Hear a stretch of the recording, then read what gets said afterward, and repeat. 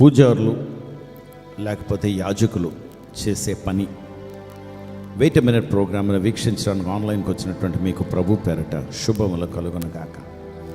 ప్రియమైనటువంటి వారలారా, హెబ్రీయులకు రాసినటువంటి పత్రిక 5వ అధ్యాయము 1-2 వచనాల్లో యాజకుల గురించి, అందులో ప్రధాన యాజకుడి గురించి రాయబడిన మాట, he is appointed from amongst people, men. అంటే మనుషులలోంచి దేవుడు ఏర్పరుస్తాడు. ఈయన చేసే పని అక్కడ వర్ణించారు, మధ్యవర్తి. ఎవరికంటే అటు దేవుడికి ఇటు మనుషులకి. మనుషుల్లోంచి ఏర్పరచుకోకపోతే మనుషులు రిప్రజెంటేటివ్గా ఉండలేడు. అంటే మనుషులు రాయబారిగా, మనుషుల తరపుని బహుమానాలు కానీ, వీళ్ళు ఇచ్చిన బహుమానాలు దేవుడికి ఇవ్వండి బాబు అంటే దేవుడి దగ్గర తీసుకెళ్ళి ఇవ్వాలి. అంతేకాకుండా అర్పణములు, పాపము నిమిత్తం అర్పించే అర్పణములు దేవుడి దగ్గరికి తీసుకువెళ్ళేవాడుగా, అర్హత కలిగిన వాడుగా ఉండాలి. ఇటు దైవత్వం కలిగి ఉండాలి, ఇటు మానవుడిగా ఉండాలి.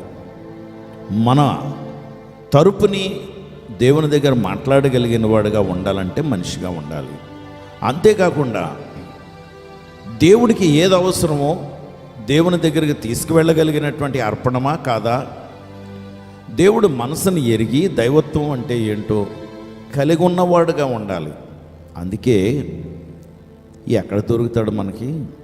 క్రిస్మస్ సందేశాన్ని బట్టి మనం అర్థం చేసుకోవాల్సిన విషయం, అటువంటి ప్రధాన యాజకుడు మన ప్రభు అయిన యేసు. హల్లెలూయా. దేవుని బిడ్డలారా, మనుషులుగా పాపము చేసిన వారుగా మనల్ని దేవుడి దగ్గర రిప్రజెంట్ చేయలేరు. కనుక దేవుడు ఆకాశ మహాకాశాలను విడిచి సాధారణమైన సామాన్యమైనటువంటి మనిషిగా భూమి మీదకి వచ్చాడు. ఓ చిన్న దీన్ని క్లారిటీ ఇవ్వటానికి ఒక చిన్న విషయం. మొదట రాజుల గ్రంథం 13వ అధ్యాయం 33వ వచనంలో యెరోబోము అని ఒక మహారాజు ఉండేవాడు. ఇతను భయంకరమైన నేరం, భయంకరమైన పాపం చేసిన వాడుగా బైబిల్ చెప్తూ ఉంది. ఏంటి ఇతను చేసిన పని అంటే, యాజకత్వంలో ఉండవలసినటువంటి వారు, ఉండదగినటువంటి వారు కాక ఎవరికి ఇష్టం ఉంటే వారిని, ఆయనకి ఇష్టం ఉండి మనుషులకు కూడా ఇష్టం ఉంటే వారిని యాజకులుగా పెట్టేశాడు. అది చాలా భయంకరమైన పాపంగా బైబిల్ చెప్తుంది. అందుకే చాలాసార్లు మనము యాజకత్వం చెయ్యకూడనటువంటి వారు యాజకులుగా నిలవబడుతుంటారు, పాస్టర్లుగా. ఇది దేవుని దృష్టిలో పాపం.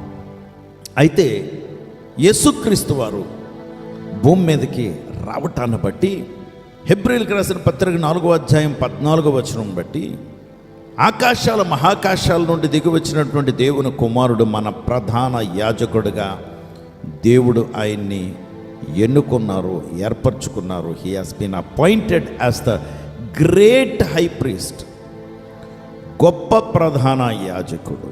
ఎంత గొప్ప భాగ్యం, ఎంత గొప్ప విషయం. ఇప్పుడు మనకి తండ్రి దగ్గర మన పక్షాన మాట్లాడటానికి we have the perfect high priest, పరిపక్వత కలిగినటువంటి ప్రధాన యాజకుడు మన పక్షాన ఉన్నారు. కనుక ఆయన అడ్వకేట్గా, మధ్యవర్తిగా, యాజకుడిగా, దైవత్వం అంటే ఏంటో తెలుసు కనుక ఆయన ఆత్మని మనలో పెట్టారు.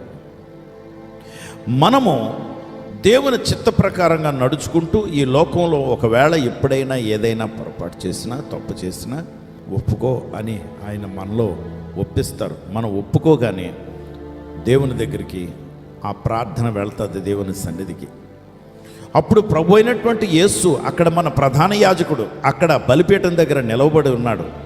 ఆయన అంటున్నారు, రక్తం కార్చబడ్డది ప్రభువా తండ్రి వీరి కొరకు, కనుక వారిని క్షమించండి, క్షమాపణ అడుగుతున్నారు. నా రక్తమును బట్టి క్షమాపణ అడుగుతున్నారని ఆయన అడగగానే తండ్రి అయిన దేవుడు మనం చేసినటువంటి నేరాలు, ఘోరాలు, పాపాలన్నీ తుడిచివేయబడటానికి అవకాశం వచ్చేసింది. అటువంటి గొప్ప ప్రధాన యాజకుడు మన పక్షాన తండ్రి దగ్గర ఉన్నాడు. ఆ యాజకత్వం చేసేవాడు భూమి మీద పుట్టాడు. అది గొప్ప భాగ్యము. మనుషులుగా పుట్టినటువంటి వారిలో ఎవ్వరు కూడా అంత గొప్ప యాజకుడు, అంత గొప్ప వ్యక్తి లేనే లేడు. ఇన్కంపేరబుల్, ఇండిస్క్రైబబుల్, ఎక్స్ట్రాడినరీ, బియాండ్ వర్డ్స్, మనం ఏమీ వర్ణించలేనటువంటి గొప్ప భాగ్యం ఆయన్ని భూమి మీద మనము వచ్చాడని నమ్ముట. ఎందుకంటే మోక్షానికి ఆయన ద్వారా మనకి మార్గం తెరవబడ్డది. హల్లెలూయా! ఎంత గొప్ప ధన్యత, ఎంత గొప్ప భాగ్యము. అందుకే క్రిస్మస్ ఇంత గొప్ప పండుగ. ఏ మనిషి కూడా జన్మ పాపం, కర్మ పాపం లేనివాడు లేడు, యేసు ప్రభుల వారు తప్పించి. కనుక ఆయన యాజకుడిగా తండ్రి చేత ఆయన బాప్తిసం తీసుకుని నీటిలోంచి బయటికి వస్తూ ఉంటుండగా ఆకాశాల మహాకాశాల నుండి చీల్చుకుని, ఆకాశాన్ని చీల్చేసి తండ్రి అయిన దేవుడు మాట్లాడుతున్నారు. You are my loving son, నీవు నా ప్రియ కుమారుడివి. కుమారులు చాలామంది ఉన్నారు, రాబోతున్నారు. కానీ వారందరిలో నీ ప్రియ కుమారుడు ఎవరు అంటే ప్రభు అయినటువంటి యేసు. ఏ రోజైతే రక్తం కార్చారో, ప్రాణం అర్పించారో, ఆయన యాజకత్వం మీద తీసుకుని పరలోకములోకి ఆ రక్తాన్ని తీసుకుని, తండ్రి నా రక్తాన్ని ఇదిగో ఆశ్రయిస్తున్నటువంటి వారి కొరకు నేను పాపం నిమిత్తం రక్తం కార్చాను. ప్రధాన యాజకుడు రక్తంతో ప్రవేశించాడు పరలోకంలోకి. ఇది క్రిస్మస్ యొక్క గొప్ప సందేశం అండి. అంగీకరిద్దామా? ఎంత గొప్ప భాగ్యం, ఎంత గొప్ప ధన్యత. యథార్థంగా చెప్తున్నానండి. మీకు ఇంకా అది వెలిగిందో లేదో నాకు తెలియదు, కానీ నమస్కరించి చెప్తున్నాను, నా బ్రతికి ఏంటో నాకు తెలుసు. నాలాంటి వాడు దేవా, తండ్రి అని పిలవటానికి అర్హత, యోగ్యత లేనివాడు.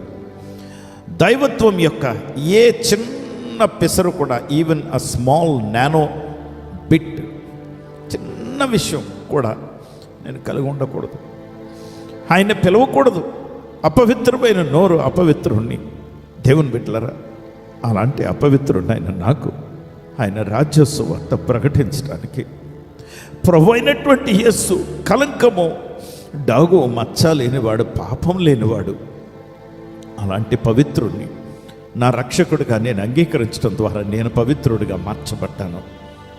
ఎందుకు నువ్వు అంగీకరించకూడదు? ఈ క్రిస్మస్ సీజన్లో ఈరోజే పోస్ట్పోన్ చేయకు.